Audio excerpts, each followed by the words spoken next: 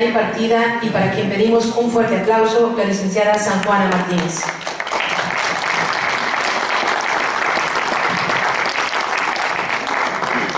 Nos acompaña el presidente del Congreso, el diputado Crisógono Sánchez Lara. También se encuentra con nosotros el promotor de esta conferencia y presidente de la Comisión Especial de Atención a Denuncias de Periodistas, diputado Eugenio Gobea Arcos, además del diputado Miguel de Jesús Maza Hernández, también integrante de esta Comisión Especial de Atención a Denuncias de Periodistas. A continuación escucharemos la palabra del diputado Eugenio Gobea Arcos.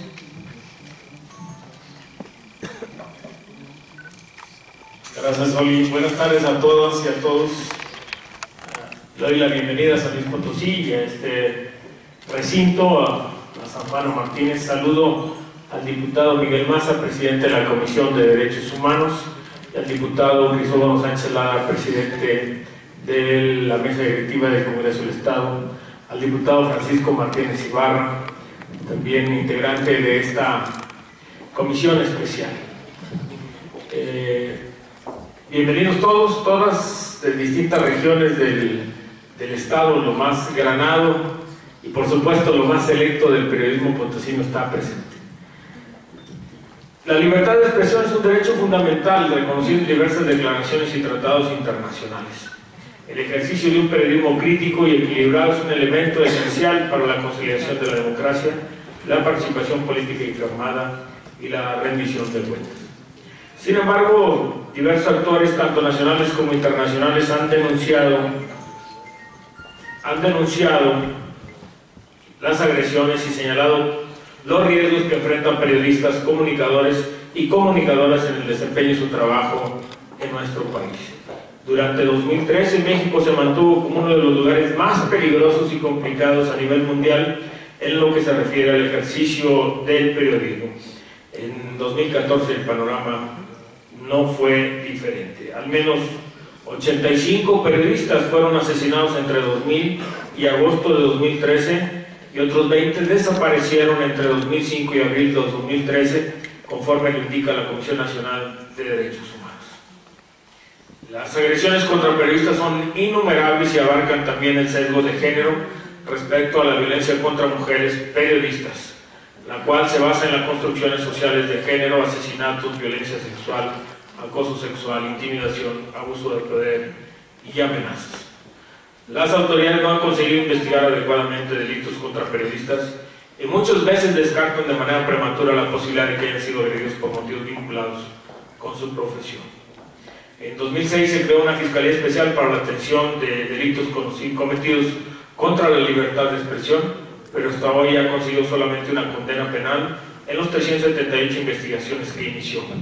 En mayo de 2013 se sancionó una ley que otorga a la PGR la facultad de atraer la investigación de cualquier ataque contra medios de comunicación. No quiero abundar más, pero sí quiero señalar puntualmente que el Estado mexicano, si se precia de ser democrático, tiene que garantizar, por supuesto, la libertad de expresión como un derecho inalienable de la sociedad mexicana en su conjunto.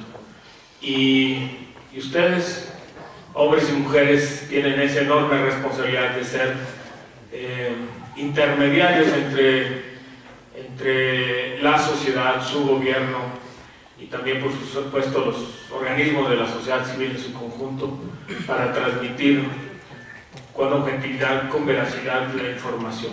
Y finalmente será el pueblo en su conjunto quien califique y tome en su momento decisiones. Para mí es un honor presentarles a nuestra ponente el día de hoy. Recuerdo sus colaboraciones en revista Proceso. Yo leo Proceso desde hace más de 30 años. Y San Juana Martínez es un ícono del periodismo independiente en nuestro país y es un honor tenerla en este recinto, en el Pleno del Congreso del Estado de San Luis Potosí. Muchas gracias.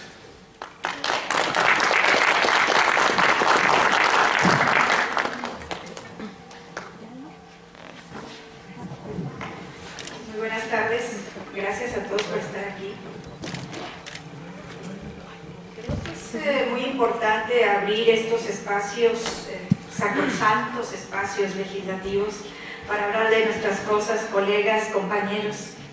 Por eso vi una oportunidad en la invitación que me hizo este honorable Congreso por iniciativa del diputado. Yo creo que es importante abrir espacios desde los recintos de la legislación que después, pues de alguna manera u otra, controlan los delitos contra periodistas, las agresiones tan graves que estamos viviendo hoy en día en México.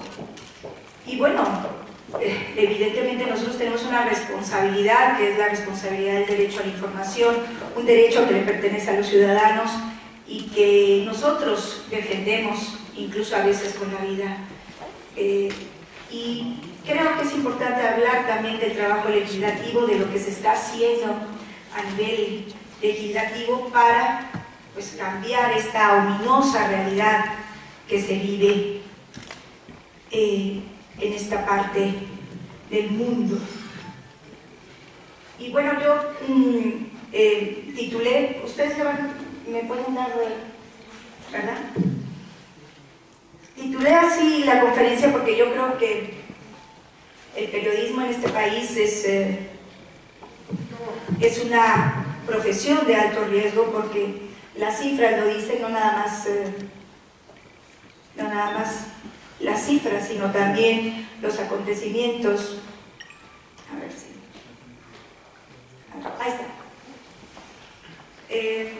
Y por supuesto, tenemos que ver nuestro trabajo como una forma de resistencia. ¿Qué es lo que está pasando? Yo entro directamente al tema para después tener oportunidad de contar con sus preguntas, tener un espacio para el debate, un espacio para sus opiniones, para hablar, porque no hemos podido hacerlo al principio. Una disculpa ante todo, porque los tiempos están muy recortados, hay mucho trabajo, ustedes saben que el país se cae a pedazos, entonces pues andamos corriendo todos. Y lo digo yo, periodismo como resistencia, porque en realidad es como lo vemos muchos: resistencia a las agresiones, resistencia a la censura, a la autocensura y, por supuesto, a las amenazas. ¿Y por qué decirlo así? Bueno, la libertad de información, como lo decía yo, pues es un bien común, nos toca a todos defenderla, pero también es un derecho bilateral, porque la libertad de expresión, la libertad de prensa está íntimamente ligada a los derechos humanos, a las libertades civiles. Si eso se vulnera, nunca podrá ser considerado una verdadera democracia. Ustedes lo saben, que la salud de una democracia se mide por el respeto que se le tenga a los periodistas y a su actividad profesional. Un respeto que, sin embargo, en México está en entredicho. Más de 120 periodistas han perdido la vida, hay 22 desaparecidos, hay quienes sitúan en 25, 28, son cifras que van fluctuando, pero el año pasado hubo 72 agresiones a medios de comunicación. Las cifras verdaderamente hablan de una lamentable situación en la que estamos sumidos y en la que no parece haber una luz de esperanza.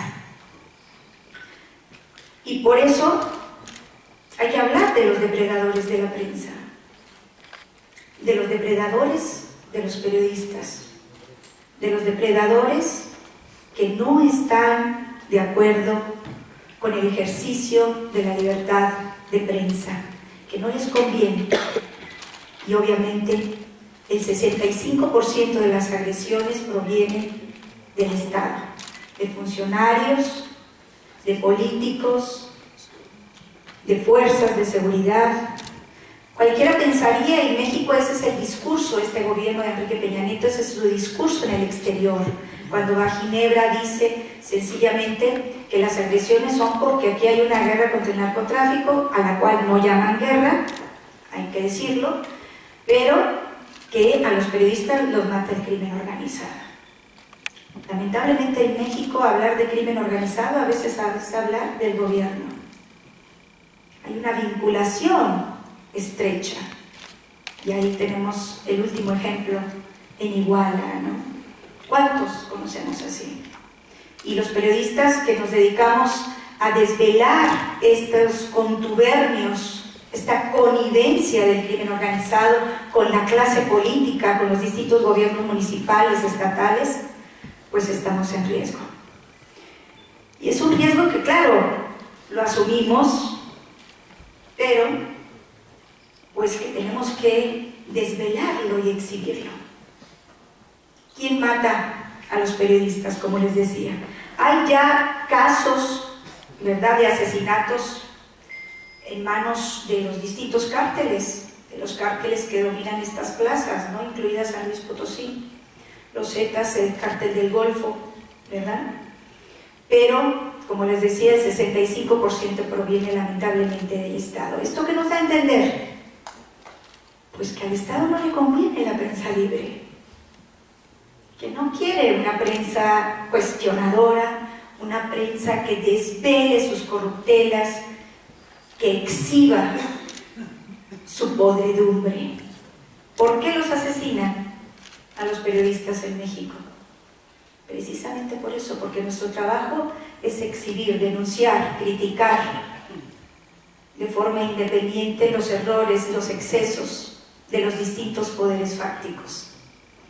Y ahí están los depredadores de la prensa, no solamente los gobernadores o los alcaldes o el presidente de la República, también los policías, el ejército, que es un poder absoluto por encima de la ley, la Marina y esos funcionarios soberbios que violan la Constitución, el marco constitucional, y se enriquecen a manos llenas.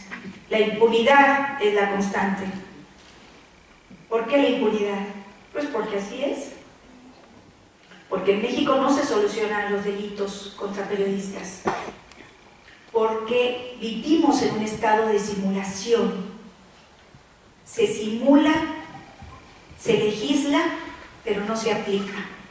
Se gastan altos presupuestos destinados supuestamente a la investigación de los casos de asesinatos, de amenazas y de agresiones a periodistas, pero sin embargo no vemos resultados, casi ningún caso resuelto. Y en esta disyuntiva hay que agregar la violencia contra las periodistas. Hay informes ya señalados por CIMAC, esta agencia de noticias con perspectiva de género, que habla pues de la forma en la que se da. Ustedes, compañeros, saben perfectamente que la violencia contra las periodistas es distinta, tiene un componente de género, que tiene una amenaza de violencia sexual generalmente, y que es distinta, y se debe de tratar de manera distinta, como bien lo dijo el diputado Barrera, pero no se hace. No hay un departamento, un grupo especializado en violencia sexual contra periodistas. Ustedes han visto los últimos asesinatos de mujeres periodistas, es terrible. Violadas, mutiladas, torturadas con componente sexual, decapitadas. Compañeras en Veracruz, en Nuevo Laredo, mi compañera Regina Martínez en Veracruz, que fue torturada. Y claro, ¿por qué esto? Lo que les decía, la impunidad invita a la repetición del delito. Es decir, en 12 años la violencia contra las periodistas ha aumentado 374%. Y en esto, repetimos, el 64% de las agresiones proviene del estamento estatal, de funcionarios, de políticos, de fuerzas de seguridad. ¿Y por qué este panorama? Pues ahí está el señor culpable, aparte de muchos otros, ¿no? Pero este es el principal. No hay voluntad política para resolver, ni para otorgarle la seguridad a los profesionales de la comunicación en este país. Y no lo digo yo, lo demuestran las estadísticas, lo demuestra el fracaso de las políticas públicas diseñadas supuestamente para disminuir esa esa violencia que no se disminuye, que al contrario va en aumento. Y lo vemos en el primer mes, en este primer mes del año, cuántas agresiones van ya, incluida con Moisés en Veracruz, en la desaparición, que bueno, se creyó que estaba muerto, que había sido torturado. Hay una información ahí que después se desmintió, pero bueno, Veracruz, con un alto índice de violaciones a derechos humanos y de agresiones a periodistas. Y San Luis Potosí no canta mal las rancheras. ¿Qué les voy a decir que ustedes no sepan? ¿Cuántos desaparecidos hay en este estado? ¿Qué se está haciendo para cambiar esta realidad? Eso lo vamos a ir viendo. ¿Lo ven bien o le bajamos la luz? ¿Se ve? México, el peor país. Pues sí, tenemos el número 1 a nivel de la región en América Latina. Pero en el mundo, después de Irak, es el país más peligroso. Reporteros Sin Fronteras tiene un ranking en donde es espeluznante ver el trazo, la trayectoria de todas las agresiones que se dan a lo largo del año en México. Algunas verdaderamente surrealistas, como el hecho de esta compañera que fue golpeada en la redacción del periódico el año pasado, que entraron ahí a las 5 de la tarde a golpearla por órdenes del alcalde. Así, con total impunidad. La impunidad siempre es una invitación a la repetición del delito. ¿Y quién es la primera víctima de este panorama? Ustedes lo saben. Por eso se agrede a los periodistas, por eso se les mata, por eso se les amenaza, para que no salga a la luz la verdad. Esa es la primera víctima, después nosotros. Una sociedad que asesina a sus periodistas es una sociedad menos democrática. Cada vez que se asesina a un periodista, se asesina a una parte de la democracia. No es que nos creamos más o que pensemos que somos superiores al resto de los seres humanos, ni que tengamos primera, segunda clase. No, es que sencillamente hacemos un trabajo que coadyuva a la salud democrática de los países, y que si no existimos, si no hay periodistas, pues esa democracia decae. Esa democracia no existiría tampoco. Es uno de los pilares, el derecho a la información, veraz, oportuna, rigurosa. Hay que agregarlo, porque si no, imagínense ustedes, no es igual. Pero vivimos en el país de la simulación. Una fiscalía que es una cortina de humo. Una fiscalía de mentiras. Una fiscalía de fracasos. Una fiscalía que desconoció apenas el año pasado, son los años 164 crímenes. Porque ustedes saben, en México nunca se asesina a los periodistas por ser periodistas. Se les asesina por crímenes pasionales, porque son gays, porque son lesbianas, porque teiboleras, porque andamos en malos pasos, porque nos vinculan con el narcotráfico, ¿no? Bueno, teiboleras es un poco complicado. Si a mí me pasa algo, yo sí les aseguro que ese tubo se me ha resistido. O sea, no es fácil. Mis respetos para las mujeres que trabajan en un table dance, porque la verdad hay que tener muy buena condición. Pero es así, esa es la simulación del Estado. Se legisla, se hacen leyes. El problema de este país no son las leyes, el problema de este país no es que no exista una fiscalía. Si tú quieres enterrar un asunto, crea una fiscalía y lo enterrarás. ¿Cuántas fiscalías hemos tenido sin resultados? Elefantes blancos con un impresionante presupuesto que no dan resultados. Y aquí está una. Tiene 211 indagatorias, pero apenas alguna sentencia. Y yo he sido testigo de eso. El año pasado interpuse una denuncia, en marzo. Durante 2 meses tuve que ir a ratificarla, a interrogatorios, me exigían unas pruebas psicológicas. Yo, la denunciante, por una serie de amenazas. Yo decía, oiga, pero ¿por qué no denuncia que me está amenazando? ¿Por qué no lo encuentra primero, no? Lo primero que te ofrecen es el mecanismo de protección y las medidas cautelares. ¿Funciona en México las medidas cautelares? Son ellos los que te venden. ¿Para qué quieres 2 gorilas para ir a hacer un trabajo periodístico? Es la muerte de un periodista muchas veces. Puedes ir con 2 gorilas a entrevistar a la mamá de un desaparecido, o no puedes ir con unos escoltas que después sabes que te van a vender, que son ellos los que te venden.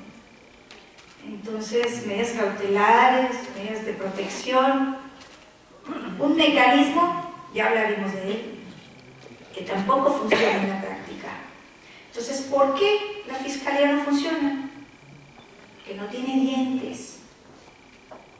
Dicen que hubo una reforma y que ahora sí tiene dientes, pero sigue dependiendo de la PGR y del señor Murillo Karam. Y si al Estado no le conviene tener voces libres, periodistas independientes que lo critiquen, pues menos le va a convenir que investiguen quién los está amenazando. Entonces, ¿qué tenemos?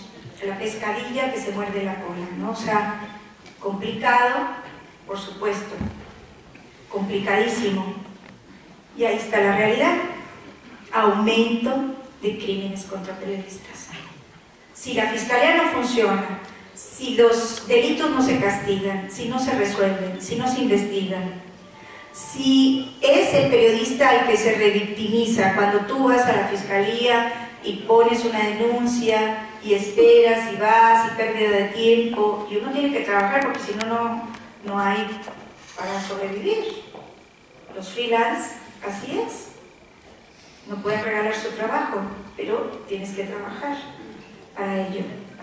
Y sin embargo, cuando pones una denuncia tienes que pasarte horas, días y días sin resultado, porque los ministerios públicos lo que hacen es darle la vuelta, muchas gracias, darle la vuelta a las cosas, y luego los exámenes psicológicos, que finalmente no los hice porque en ese momento yo estaba recibiendo terapia para el estrés postraumático por la cobertura del narco.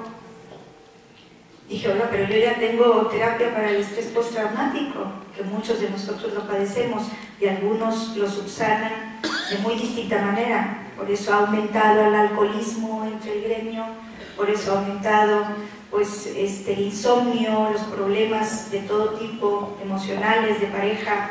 Todo eso repercute en la cobertura que nosotros estamos llevando. Y si una fiscalía existe solamente para simular que hace, no sirve. Entonces esta fiscalía no sirve, y ahí están los hechos. Uno de los grandes depredadores de la prensa es Javier Duarte, el gobernador de Veracruz. Antes lo fue también Fidel Herrera. Y hay muchos casos y hay muchos ejemplos, incluido aquí el de San Luis, que a veces es indolente ante las tragedias o las desapariciones de los compañeros, como esa reportera que desapareció hace un par de años en Río Verde. ¿Qué podemos hacer? ¿Cuál es la solución? Se dice que no funciona, se federalizan los delitos contra periodistas, se supone que es una esperanza para que la cifra de asesinatos y amenazas, agresiones disminuya. No es así, la realidad es que va aumentando. Y se crea un mecanismo de protección a periodistas de la Secretaría de Gobernación que no funciona. ¿Y por qué no funciona? Porque se tarda 6 meses en dártelo. Un periodista amenazado va, denuncia y dice, urge que a este periodista se le proteja, se le dé la protección para recibir en el exilio a veces en el Distrito Federal, en el Estado de México, tiene que moverse de su lugar de origen para salvar la vida. Y la Secretaría de Gobernación se tarda 4, 5, 6 meses en dictaminar si verdaderamente lo necesita o no lo necesita. Y pues a nuestros compañeros a veces los matan, esperando el mecanismo de protección, porque lo que les decía, no funciona, y ahí está, recibe 52 solicitudes de protección en el 2012-2013, pero como hay un exceso de trabajo, pues el 60% ni siquiera las analiza. Entonces, ¿en qué nos benefició que se federalizaran los delitos contra periodistas? ¿En qué nos beneficia que haya un mecanismo de protección si no opera debidamente? No hay presupuesto. O sea, he hablado con los líderes de las organizaciones no gubernamentales, las ONGs, que verdaderamente están apoyando en este momento a los periodistas, como es Artículo 19, Reporteros Sin Fronteras, y ellos a veces tienen que poner de su bolsa para pagarle a la familia del periodista y al periodista su estancia en el Estado de México, exiliado. Claro, el compañero no puede salir de una habitación de hotel, ni sus hijos tienen que abandonar la escuela, tienen que abandonar su lugar de origen. Es una situación desesperante. ¿Qué hacen? Pues vuelven. ¿Y qué sucede? Que los matan. Que es como lo que ha sucedido en Veracruz.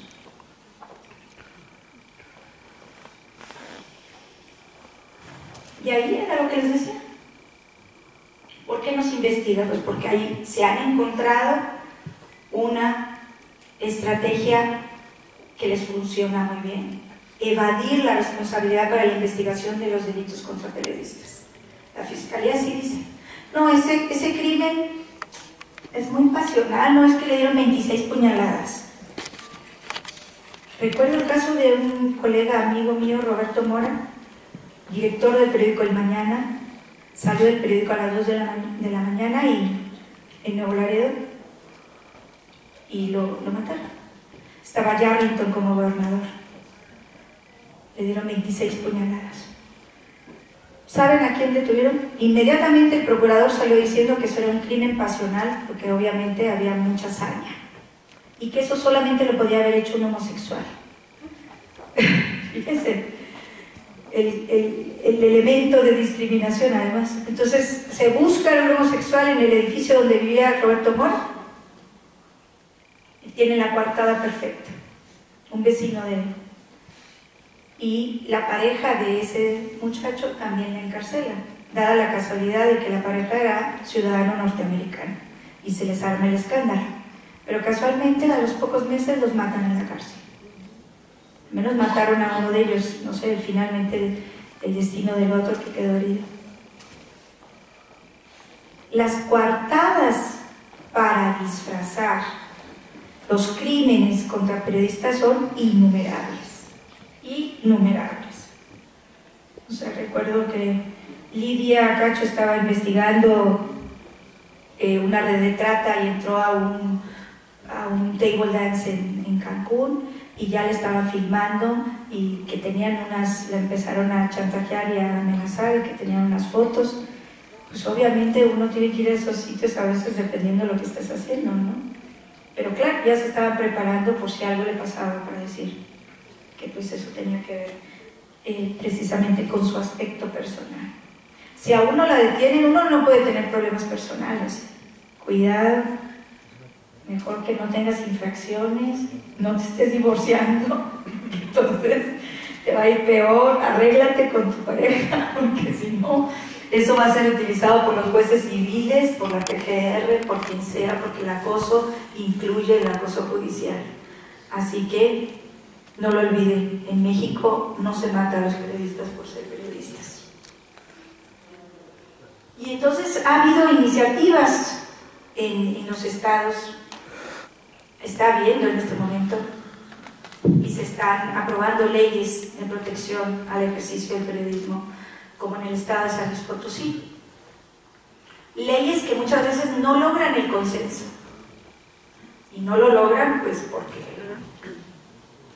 porque los grupos políticos obedecen a sus intereses. Y como les decía, a nadie de ellos tal vez les conviene, pero otros tienen un talante más democrático que otros, ¿no? Dependiendo del partido, dependiendo de la persona. Pero esta ley, ustedes me contarán mejor ahora, pero lo que me han dicho es que es una ley incompleta, que solamente se tomaron en cuenta 5 de los 14 puntos que fueron recomendados por la Casa del Periodista, que que se dejaron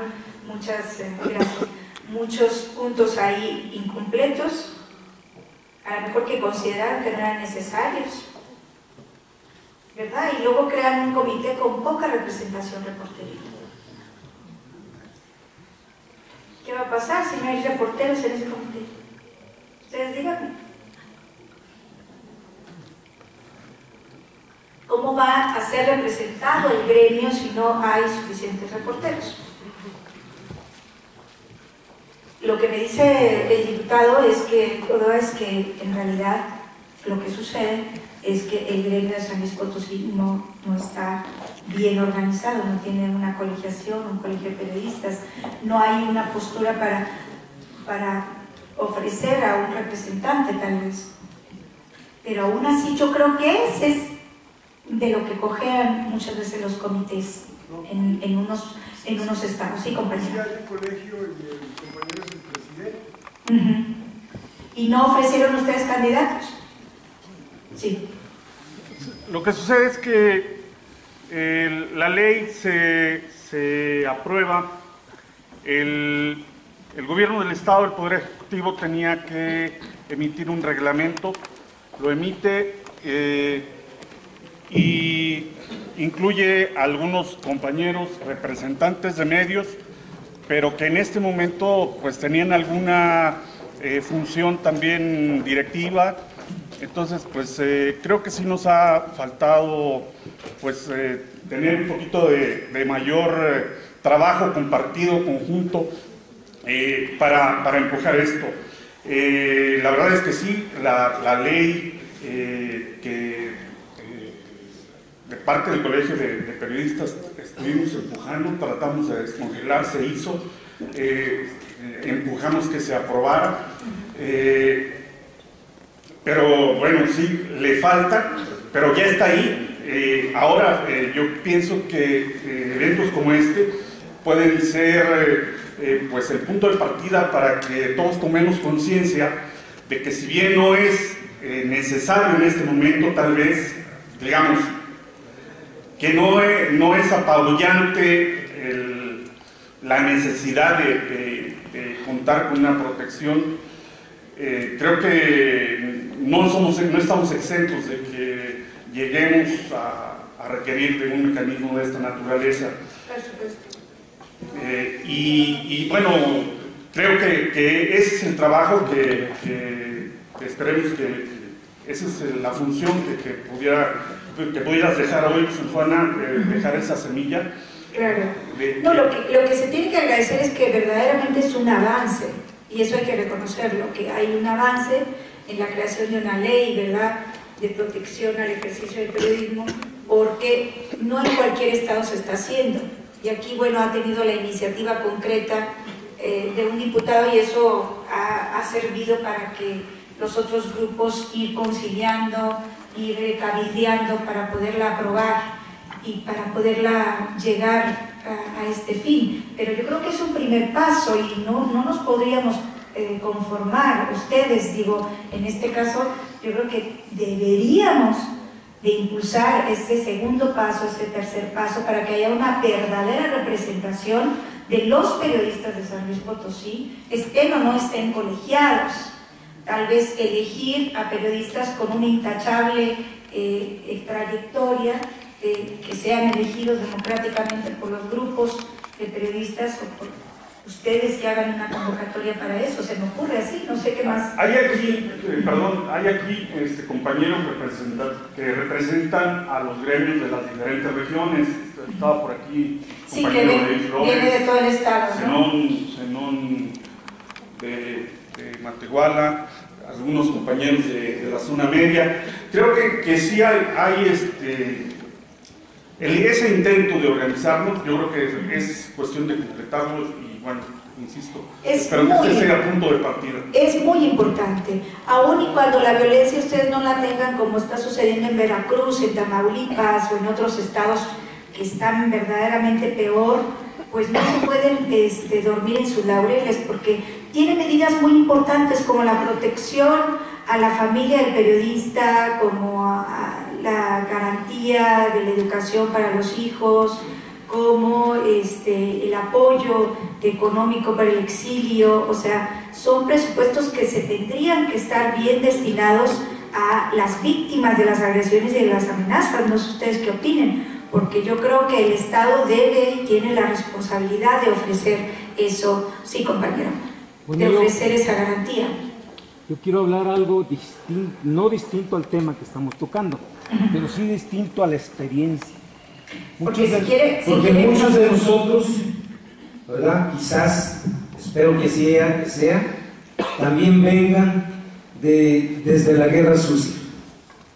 Porque hoy es reciente y todos podemos decir que esto es reciente. Esto no es reciente. Esto ya había ocurrido desde la guerra sucia. Y muchas veces, en alguna ocasión, algunos diplomados, los compañeros se sorprendían porque decían que yo venía de la clandestinidad. Sí, porque escribimos panfletos en mimeógrafos, pero que estos panfletos tenían muchas veces que ver denunciando las situaciones sociales, la explotación y otras cosas. Sí. Entonces, esto está claro, pero entonces hemos aprendido una cosa, a matizar nuestro lenguaje. ¿Para qué? Para poder decir la verdad sin que puedan ellos siquiera regresar y voltear a vernos. Esta verdad tiene que ser bien clara, bien precisa, como usted lo ha mencionado. Y por ello, con la argumentación, pero también muchos de nosotros, al menos algunos compañeros que yo conozco en la zona media, no pertenecemos a ninguna de las organizaciones oficialistas. Vemos mucho contubernio, mucha simulación, mucha hipocresía. Muy bien. Si le parece, continúo y seguimos. Lo que quería decir. ¿Cómo no? Muchas gracias. Lo que es claro es que ante este panorama de indefensión del cual les he hablado, los periodistas estamos en una encrucijada. ¿A dónde acudimos cuando estamos amenazados? ¿Qué podemos hacer? El Estado ha traicionado su deber de protección hacia los profesionales de la comunicación. Sigue sin garantizarlo a pesar de las medidas tomadas, porque son medidas que en buena parte son simuladas. A la hora de la práctica no funcionan.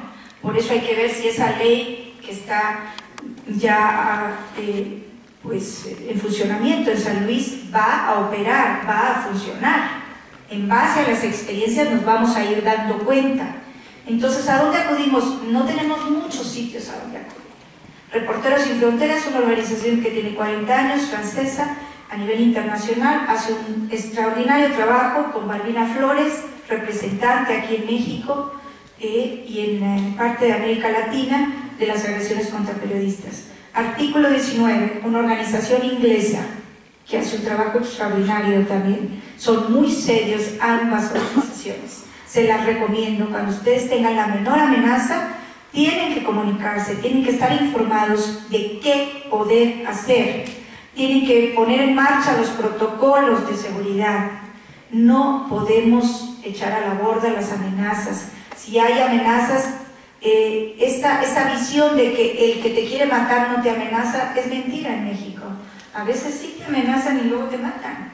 Entonces hay señales, hay avisos, y por eso tenemos que acudir, por ejemplo, al Comité de Protección para Periodistas, el CPJ, con sede en Nueva York. Esas son las 3 organizaciones internacionales que tienen oficina en México y que funcionan estupendamente en cuestión de protección a periodistas. Se encargan de darles exilio en Estados Unidos, en Europa. Hay compañeros que están viviendo en este momento en París, compañeros de Veracruz, compañeros que están viviendo en Estados Unidos, que se han ido a otros países porque sencillamente ya no podían más vivir en México. Entonces, el resto sí son organizaciones de periodistas, muchas veces resultan clubes de amigos o de amigas, de capacitación, de apoyo, de muy distinta manera, pero verdaderamente lo que yo he comprobado en mis situaciones de emergencia es que estas 3 organizaciones son garantía. Así que una recomendación para que busquen sus datos en internet, para que las tengan como un plan B, para que hablen con sus familias, con sus amigos. Si algo me pasa, comunícate con Artículo 19, con Reporteros Sin Fronteras, por favor, denuncia lo que me está pasando, si desaparezco, si no vuelvo. Los protocolos que hemos seguido son esos. Cuando uno sale a una cobertura de narcotráfico en Tamaulipas, llamas a un colega y le dices, oye, voy a San Fernando, porque han encontrado unas fosas y hay no sé cuántos cadáveres, voy para allá. ¿Dónde estás? Pues mira, ya llegué a Reynosa, bueno, ya llegué a Matamoros y ahora me voy a ir por otra parte. Vas avisando, vas creando una red de solidaridad entre los mismos colegas para que sepan que tú te vas, es la única. Porque si no podemos confiar en el Estado, en las policías, en el ejército ni en la marina, tenemos que confiar en nosotros. ¿Cuál es el problema? Que el gremio en México está muy desestructurado, no hay unidad, está lleno de envidias, está lleno de zancadillas y por eso nos va como nos va. Tenemos que aprender a unirnos. Yo fui presidente de la Asociación de Corresponsales de Prensa Extranjera en España durante años. Había 150 compañeros de todo el mundo y de verdad era admirable los compañeros españoles cuando el asesinato de Couso en Irak se unieron, tiraron las cámaras en el suelo en un recinto como el Congreso de los Diputados y empezaron a hacer fuerza para que se investigara ese crimen. Ojalá, y se ha visto que aquí en México se puede, lo hemos visto cuando la desaparición de Goyo, esa angustia que todos vivimos en las redes sociales, en las manifestaciones, protestando por esa desaparición del compañero en Veracruz. Entonces, sí se puede si queremos, sí se puede. ¿Y qué hay? Pues eso. Cuando un periodista es amenazado, solo existen dos caminos: amenazado de muerte y él decide no seguir con su trabajo porque evidentemente pone en riesgo la vida, su vida y la vida de su familia, pues solo queda el exilio o solo queda la deserción. Te dedicas a vender naranjas o a hacer otra cosa en la vida, que es una pena, ¿no? Y no hay refugios. Ese es el problema. No hay refugios que sustenten la peligrosidad en la que está un compañero. Un compañero anuncia, me están amenazando, me van a matar. ¿A dónde te vas? Si no hay refugios, a pesar de todo el presupuesto destinado para crear leyes y para crear fiscalías y para crear todo tipo de mecanismos que al final de cuentas no funcionan. No hay presupuesto, no hay estructura de protección y lo que sí hay es lo que les comentaba, una indefensión. Esa es la realidad, por más oscura que parezca. ¿Y qué podemos hacer al respecto? Pues unirnos. Ahí están los depredadores. Hay una campaña de Reporteros Sin Fronteras que tiene a los depredadores en el mundo, pero yo ya sugerí incluir a Enrique Peña Nieto. Si es uno de los países donde más se mata periodistas, pues tendría que estar ahí haciendo. Igual las fotos son fantásticas, no sé si las han visto. Todos están haciendo señales. Es una campaña fuerte, es una campaña mundial. Este es el presidente de Irak y obviamente yo creo que Enrique Peña Nieto se ha ganado a pulso estar en esa lista de depredadores. No sé ustedes qué opinen. Y bueno, ante esta situación, ¿cuáles son los resultados o qué da? ¿Cuáles son las consecuencias que estamos viviendo por este negro panorama de acoso, amenaza, exterminio contra los periodistas?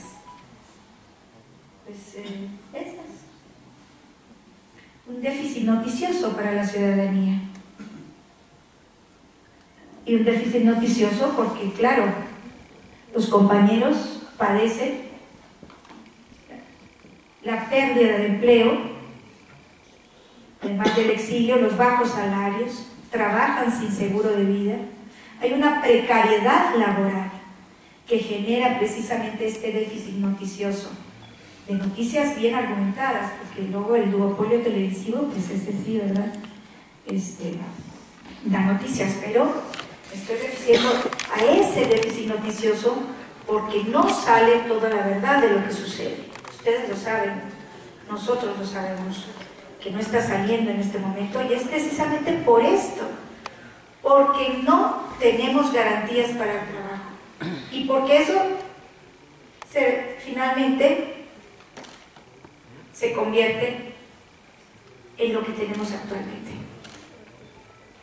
Una buena parte de la prensa en México es una prensa arrodillada ante el poder del narco o ante el poder del gobierno, ante el poder militar, ante los poderes fácticos.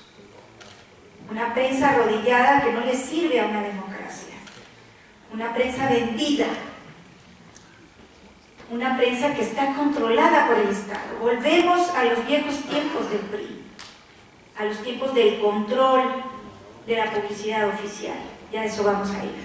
¿Qué es lo que está pasando con este? Porque no es nada más que a los periodistas se les amenaza y los matan. Hay consecuencias directas en la información que los ciudadanos de este país reciben. Y es ese, que el gobierno tiene una guardia pretoriana de merolicos que se hacen llamar periodistas. Todos sabemos quiénes son, ¿o no? ¿Y por qué los tienen? Pues porque, como decían los viejos priistas, ¿no? Que aún lo siguen diciendo, no te pago para que me pegues. Entonces hay 5.376 millones de publicidad, millones de pesos en publicidad, que se destinan estratégicamente a la prensa vendida, con el poder, a la prensa cómoda, a la prensa que está a favor de ocultar la realidad del país y de aplaudir las decisiones del gobierno en turno. Hay esos 5.000 millones de pesos, la mitad están otorgados a los medios de comunicación en absoluta opacidad. No sabemos a quién se los dan. Los gobiernos nada más dicen dinero, millones y millones entregados en publicidad.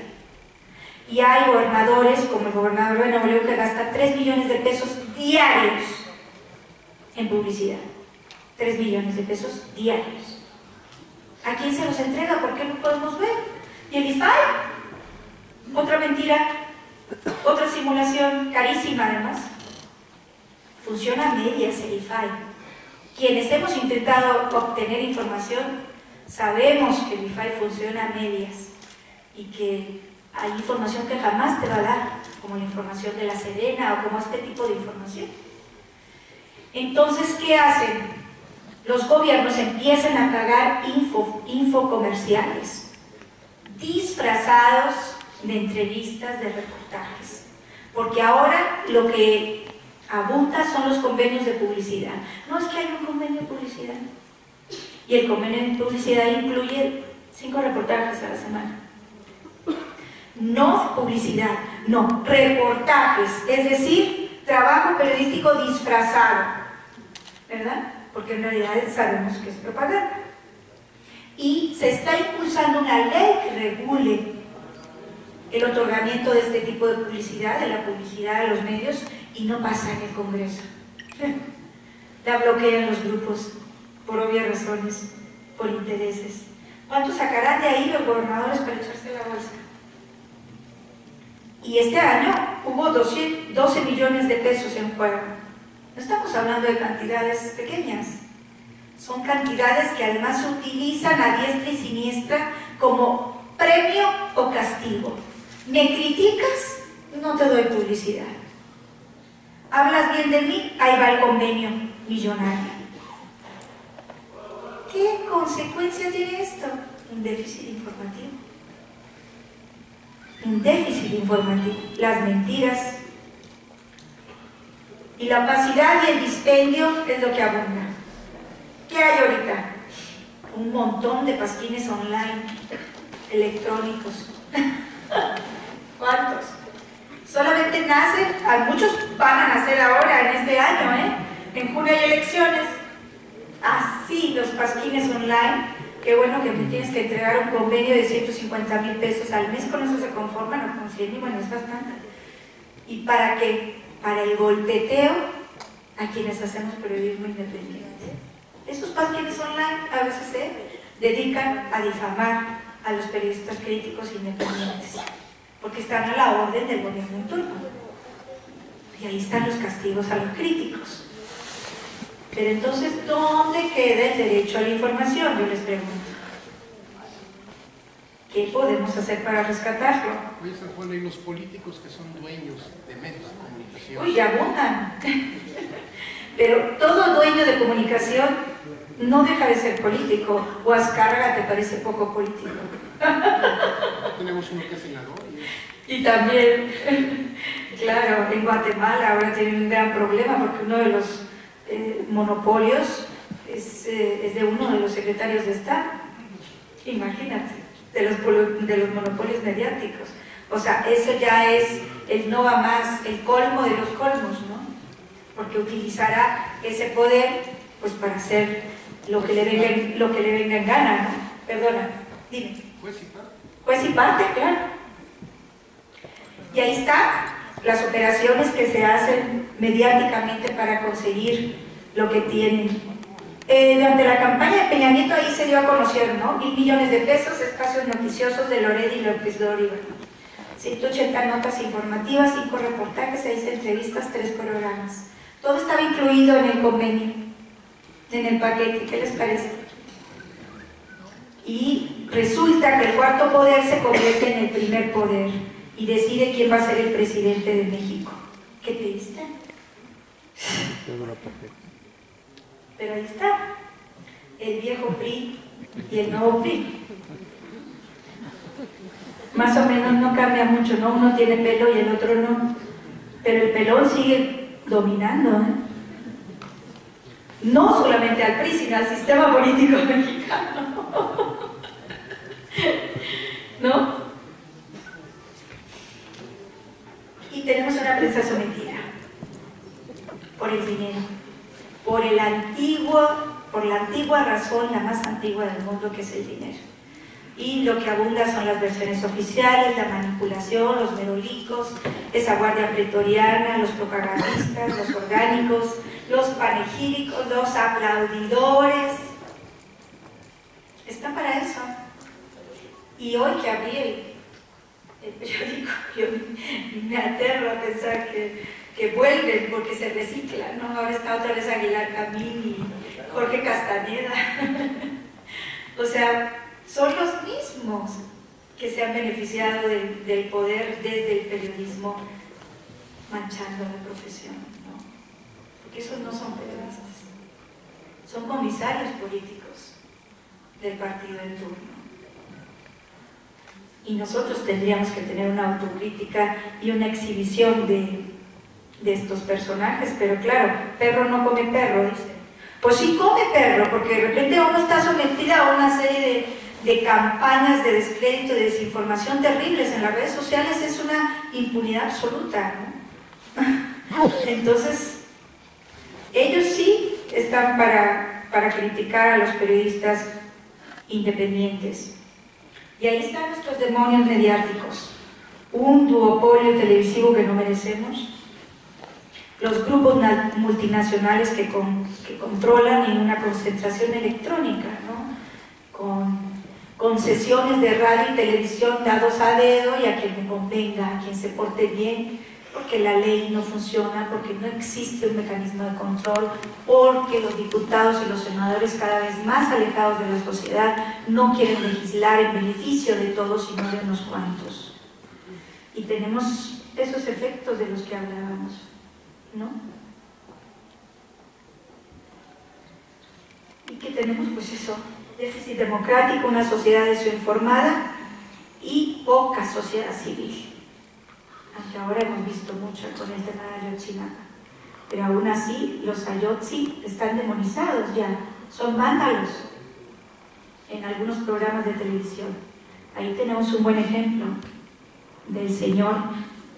Tiene que estar mal nuestro país para que un payaso sea un líder de opinión, ¿no? Y lo está, porque ahorita lo que vende es el periodismo light. Pati Chapoy se pone en su cuenta de Twitter que es periodista con acento en la I. No sé si lo han visto. No está mal. Pero eso es lo que vende, el chismorreo, la diversión, los carroñeros, los opilotes, la sangre, ¿Dónde está el periodismo de investigación, el periodismo riguroso? ¿Dónde está esa eliminación de la Biblia del periodismo mexicano que dijo, señaló, aseveró, afirmó, concluyó, subrayó? Hay que narrar, contar las historias. Y sin embargo esto es lo que vende, eso nos venden a nosotros y nos dicen que por eso no hay buenos programas de debate, de entrevista, por eso tenemos una televisión, hablando de los dos más fuertes, una televisión manipuladora, desinformadora, una televisión que no cuenta lo que verdaderamente está pasando, porque se beneficia del poder y porque para ello el gobierno de Peña Nieto le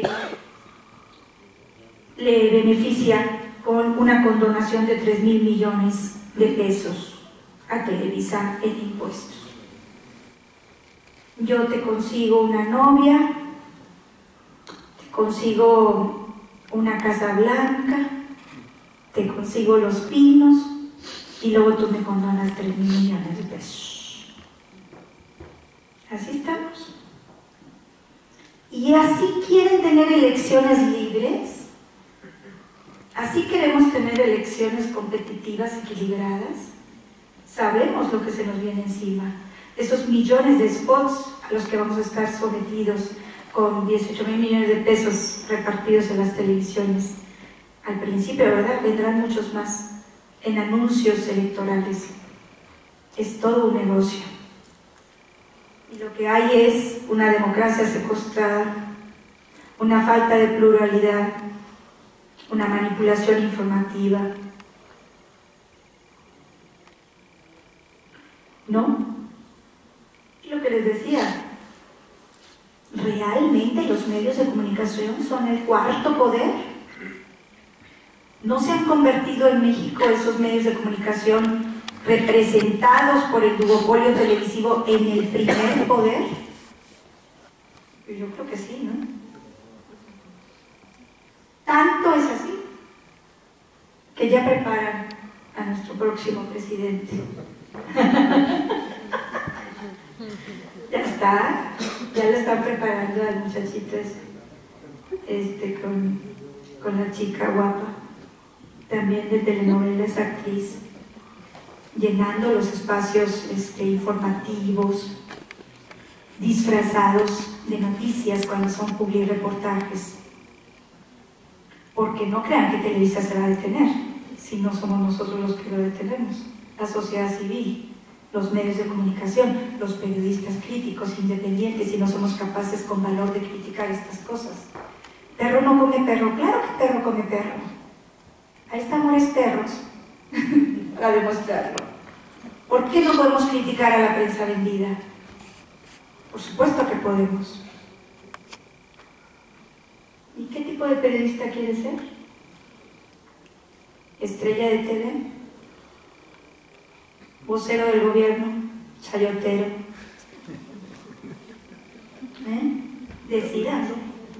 Ahí están los referentes. Yo voy a las facultades y muchos me dicen, yo quiero ser como López Dóriga o Adela Micha. Eso es lo que están enseñando en las facultades. Fíjense el trabajo que tenemos. Hay que dar clases, compañeros, Hay que ir a la academia aunque nos paguen 60 pesos la hora. Es una aportación que damos a la patria. Hay que formar periodistas ya cuando tenemos cierta experiencia, cierto nivel, dar talleres, hablar de estas cosas. Muy importante. ¿Qué tenemos? Pues eso de lo que hablábamos, el monstruo de 1000 cabezas, la autocensura. Oye, no, esto mejor no lo voy a escribir, ¿por qué no lo van a publicar? No, pero tú escríbelo, deja que tu jefe te censure, tú no te autocensures. Deja que el jefe sea el que lo mete al cajón o lo tira al cesto de basura, porque afectaste los intereses del medio. Nosotros tenemos que escribir todo en lo que creamos, con nuestros principios, con nuestras convicciones. Pues lo que sí es válido es la autocensura por miedo, para salvar la vida. ¿Cuántos compañeros no se autocensuran para ello? Por las amenazas, por ese binomio del plata o plomo. Cooperas, me das dinero o te meto una bala. Por la pérdida de empleo, ¿verdad? Por esa precariedad laboral de la que hablaba antes. Por la amenaza de cárcel. por la amenaza de muerte. ¿Qué otra cosa le queda a los periodistas si el Estado no garantiza la seguridad de su desarrollo profesional? Pues eso nada más. Pero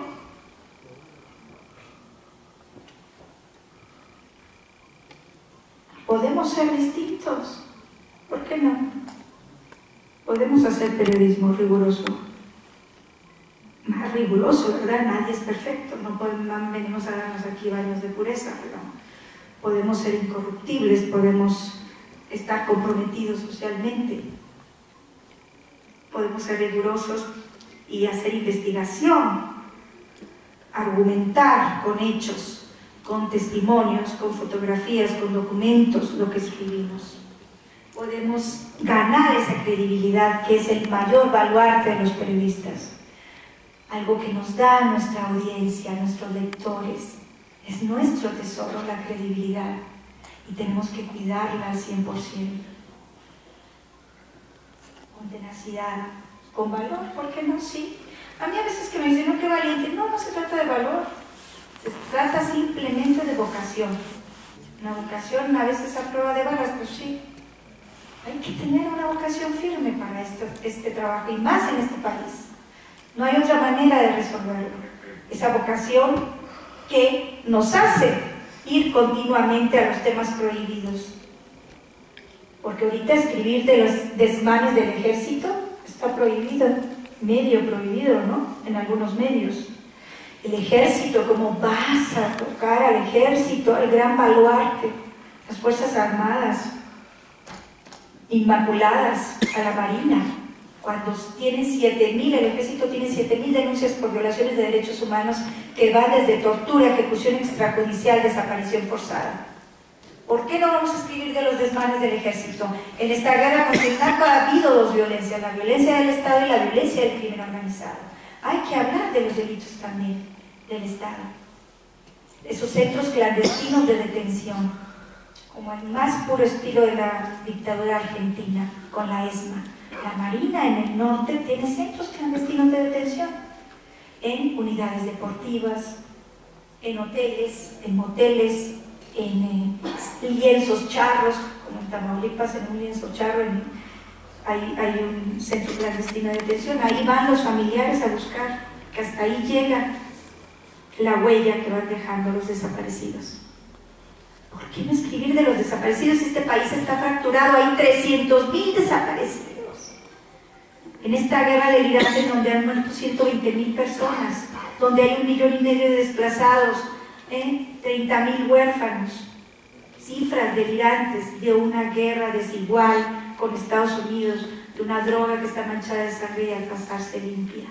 Nosotros ponemos los muertos, ellos los consumidores. Tenemos que escribir de eso. Está prohibido, ¿por qué está prohibido? Porque nosotros tenemos que buscarnos esos espacios de libertad. Tenemos internet, tenemos medios alternativos, buscamos la manera en el texto de que nuestro escrito pase esa visión opresora del censor que está en la mesa de redacción. Esa es nuestra obligación, publicar lo que verdaderamente está pasando.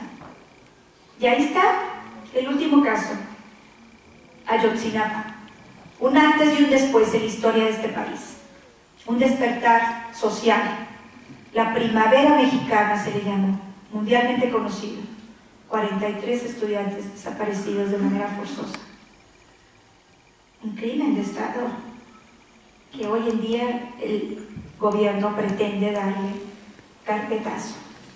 Hoy en día pretende carpetazo, darle carpetazo. ¿Y cómo? Pues ya supérenlo, ¿no? Ahí tenemos la indolencia del presidente. Sí, compañero. Yo no creo que en este país, donde hay demasiados espías, el presidente de este país no sepa quién los desapareció, quién los mató. Yo creo que es el único presidente que no sabe. No, pues sí sabe, pero se hace. Este es un estado de espionaje absoluto. Bueno, y además inteligencia militar es perversa y pavorosa, ¿no?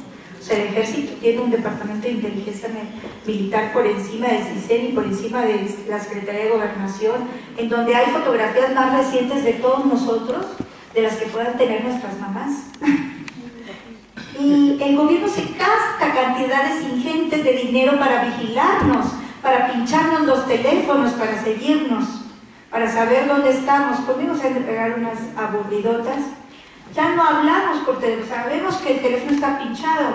Nos han obligado a la comunicación interpersonal, a vernos con nuestros amigos, nuestros colegas, a tomarnos un tequila, una cerveza, charlando y hablando de la agenda mediática, porque ya no podemos hablar por teléfono. Efectivamente, inteligencia militar, ¿qué hace? En cuanto te metes con el ejército o con las fuerzas de seguridad del Estado, pues te empieza a vigilar y te empieza a acosar. Hay un hostigamiento de todo tipo. Y el crimen de Estado de Ayotzinapa se dirige hacia el ejército. Ese 27 Batallón de Infantería en Iguala, que estaba justo enfrente de la masacre de los estudiantes. Ay, no nos dimos cuenta. Ok, al principio dijimos una omisión, pero no, las pistas van llegando hacia ellos nuevamente. ¿Quién tiene la capacidad de desaparecer a 43 estudiantes si no es el Estado? Si no es con la ayuda del Estado. ¿Qué historia tiene el ejército en este país si no son las masacres constantes? Esas masacres desde Tlatelolco a Aguas Blancas. Está presente de alguna manera u otra en estas tragedias. No sorprendería que estuviera también presente en esto. Para ello hacemos investigación, entrevistamos, vamos con las personas que conocen los cuarteles, los desertores, los militares, que nos cuentan que en los cuarteles, particularmente en el número 1, en ese campo militar número 1, en el Distrito Federal, hay prisiones clandestinas. Y hay un militar que dice que hay hornos crematorios. Les guste o no les guste al Estado. Porque hay 2 científicos ya que rebaten y desmontan totalmente la versión de la PGR en cuanto a la quema de cadáveres en el basurero de Cocula. Imposible científicamente que sucediera. Se necesitaban no sé cuántas toneladas de árboles. Ustedes ya saben de esta noticia de esos 2 científicos, que ahora su nueva línea de investigación es determinar cuánto consumo de gas se utilizó en el ejército para sus crematorios. Tarde o temprano vamos a saber la verdad, y nosotros estamos obligados a desvelarla. Nosotros tenemos la obligación de escribir, de consignar la memoria histórica de este país, como lo hizo Elena Poniatowska con la noche de Tlatelolco. ¿Qué sería de nuestra historia si no tuviéramos esa referencia? Escribir libros, compañeros. Cuando les cierren los espacios de los medios, guárdenlo y escriban un libro. Esa es otra alternativa. ¿Por qué no? Yo tengo 12 ya. Fíjense cómo me hace. Entonces sí se puede. Si queremos, se puede. Entonces, el crimen de Ayotzinapa, ¿qué generan este tipo de coberturas? Y voy terminando. Pues eso, lo que les decía, el hostigamiento, el acoso judicial, el acoso en redes, el acoso mediático, la intimidación, las amenazas. Tenemos que ser fuertes, dejar pasar estas cosas y centrarnos en nuestro objetivo, la información pura y dura, el apego al esqueleto de los hechos, al esqueleto de los testimonios, de los documentos judiciales, de las fotografías, de lo que uno va tirando del hilo conductor de la investigación. Sí, es maravilloso ir escudriñando, ir descubriendo. No nos da gusto cada vez que encontramos un documento que nos va a servir para la hipótesis que manejamos o la agenda mediática que lleva nuestro medio. Es fantástico esa sensación de bingo, aquí está lo que estaba buscando, ¿no? Para demostrar lo que iba buscando y lo que señala esa hipótesis. ¿Cubrir la narcoguerra? Pues sí. No es una guerra. Por primera vez nosotros cubrimos una guerra que no es una guerra. Sin casco, sin chaleco antibalas, sin condiciones, sin cobertura social. Nadie nos da seguros de vida en nuestros medios, obviamente no. Y por supuesto con las consecuencias del estrés postraumático. ¿Cómo no vamos a tener estrés postraumático si nos han tocado ver cosas horrorosas? peores, o sea, uno que ha estado en conflictos de otro tipo, conflictos bélicos, cuando llegas a tu país y ves eso, en ninguna parte se ve la barbarie que se ha visto en México. Los descuartizados, los desollados, los decapitados, los pozoleados, una nueva nomenclatura a la que nos hemos acostumbrado y a la que hemos consignado de manera muy puntual en nuestra cobertura.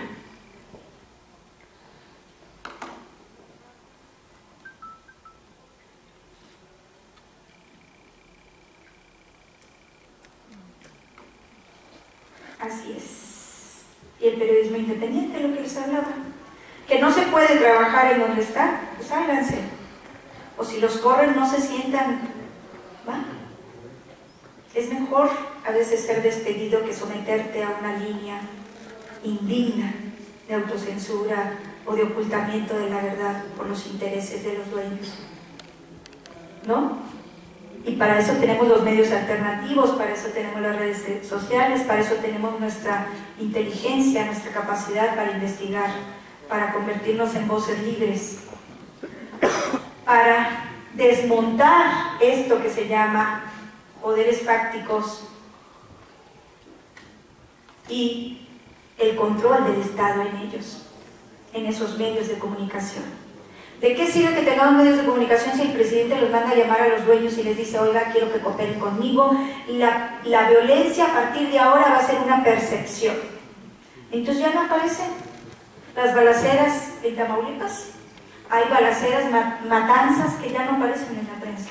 ¿Por qué? Porque ese es el nuevo arreglo con el Estado. Pero compañeros, hacemos el mejor oficio del mundo. Es, como decía García Márquez, el mejor trabajo. Somos unos privilegiados.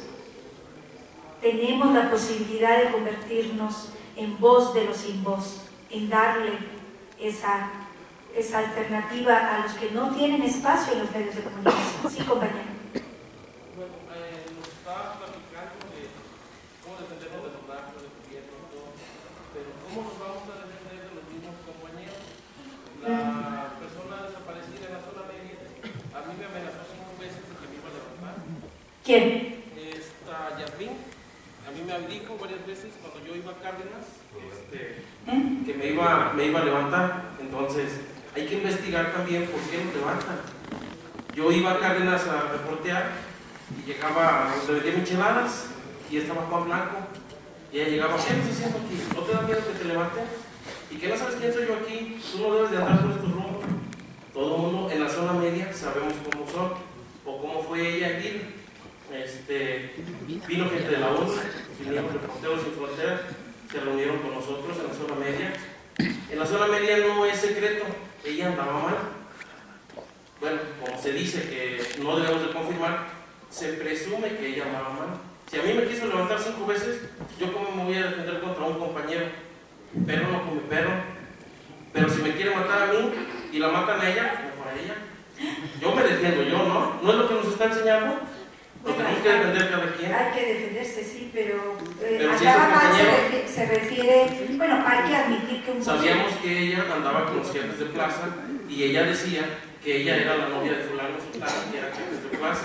Ajá. Y nosotros supimos que cuando fue el levantón, pues ella no tenía amenazas, ella se peleaba con el ejército, no quería que en la feria de Río Verde estuviera el ejército, o sea, ella siempre estuvo diciéndonos de cosas. ¿Y se le notaba el dinero del narco? Sí, todos en veíamos su las casa, camionetas robadas. Okay. Todos sabemos, aquí están compañeros de ella, obvio nadie va a decir nada, pero en la zona media todos sabemos, no es secreto. Okay. Si ella andaba mal y nos quería levantar, mejor que la maten a ella que me maten a mí. Yo me defiendo, yo. Pero usted lo puede denunciar fácilmente, o sea, usted no, pero ya no está. Bueno, antes de, digo, en lugar de invitarle a unas micheladas... No, lo que pasa es que ella vivía... Ella vivía en Río Verde y tenía un negocio entrando a Cárdenas, donde está, bueno, yo como muchos de aquí han ido a Cárdenas. Entra usted a mano derecha, ella tenía un localito. Okay. Y de miches así, y estaba muy... De micheladas. Chico, Deja las micheladas, ella no digo para Midiéndole el agua a los camotes y poniendo un puesto de micheladas. Entonces, a lo mejor era más que el periodismo. Parece que sí, porque ahí se llenaba siempre y decía que eran de los Zetas y no sé qué. Entonces uno no podía confirmarlo, pero ella siempre nos presumía eso. Y si la veías mal, en Río Verde hubo muchos chavos que mandaron golpear por ella. Porque ella me vio mal y esto, entonces, ¿cómo nos defendemos contra un compañero que es parte del crimen organizado? ¿No nos explicaba eso? Pues efectivamente lo que hay que hacer es eso, denunciarlo también. No por ser compañero va a ser impune. O sea, yo creo que ahí amerita una denuncia concreta sobre si usted ya sabe quién es, pues la denuncia es importante, ¿no? Lo bueno que ya no está. No sé si eso es bueno o malo, pero la verdad a nadie se le está la desaparición forzada. Lo que yo digo, en Nuevo León hubo un caso de Gamaliel, donde TV Azteca, él desapareció con su camarógrafo, pero él sí se notaba que llegaba antes de los crímenes ahí y avisaba el jefe, como decía, él lo decía además ante los compañeros, y se ganaba las exclusivas. Entonces, de ser un reportero que cubría los baches, los desperfectos de electricidad o las protestas así de la calle X, pasó a ser un reportero que cubría en exclusiva los crímenes, las escenas de crímenes, pero una vez se adelantó de más, y eso es lo que dice. Aún así, pues, no amenazaba, como usted bien dice, en este caso yo creo que amerita la denuncia. No es, hay que decirlo, o sea, no es la mayoría, o sea, es un bajo porcentaje de compañeros que andan mal. Realmente si vas a andar mal, a veces lo que haces es salirte y ya meterte de lleno en el negocio, ¿no? Que eso es lo que se ha descubierto en algunos casos, por desgracia. Pero como les decía, o sea, yo creo que sí hay que comprometerse y hay que exhibir lo bueno y lo malo de nuestra profesión, porque si no, no vamos a crecer. Hay que hacer autocrítica y hay que ver que ser periodista no es solamente un trabajo cualquiera, sino es una profesión excepcional, una profesión que tiene que ver con el sistema democrático, con la salud de la sociedad civil también, porque exhibimos la podredumbre del sistema para corregir las cosas, para ser agentes de cambio, para generar que este país sea diferente, que al final es el objetivo. Yo no creo en un periodismo que se concreta en informar. Creo en un periodismo que genera cambios, como lo hacía Ryszard Kapuczynski, el maestro polaco del periodismo. Es un periodismo activo, un periodismo que no se concreta solamente con cubrir una noticia, sino que le da seguimiento hasta el final y sigue y continúa con el paso de los años, porque eso es un compromiso periodístico, y lo demás pues es ser nada más obrero de la tecla, como digo yo. O sea, podemos ser obreros de la tecla, pero comprometidos en generar cambios. Yo creo que eso es lo más saludable. ¿Y qué sucede? Pues ante sus balas están nuestras palabras, como hemos dicho, en innumerables protestas, en innumerables manifestaciones, en donde estamos denunciando las condiciones de vulnerabilidad en las que trabajamos cuando vamos a esas manifestaciones, al descubrir, al tener el hallazgo de un cadáver de nuestros compañeros. Estamos cansados de ver esos cadáveres pasar, estamos cansados de ver morir a nuestros amigos, a nuestros compañeros. Esta matanza tiene que terminar, y tiene que terminar comprometiéndonos todos, Estado y sociedad civil y también gremio periodístico. Legislar, como han hecho aquí, y por supuesto ustedes intentar presionar para dar el siguiente paso, para que sea una ley óptima y que funcione a nivel nacional de manera modélica y que pueda dar sus frutos tan importantes y tan necesarios, que pueda ser un ejemplo de cómo debe de funcionar un mecanismo de protección y de ayuda, de apoyo a los periodistas. Nos corresponde a nosotros defender nuestro gremio, nos corresponde a nosotros defender nuestra profesión, porque es la única manera. Si estamos esperando que el cambio venga y que salga de los pinos, estamos muy equivocados. El cambio va a salir de esta sala, de la sociedad civil y de los periodistas. Antes que nada, somos ciudadanos y es el puesto más importante en una democracia. Nada más y muchas gracias. Espero sus preguntas.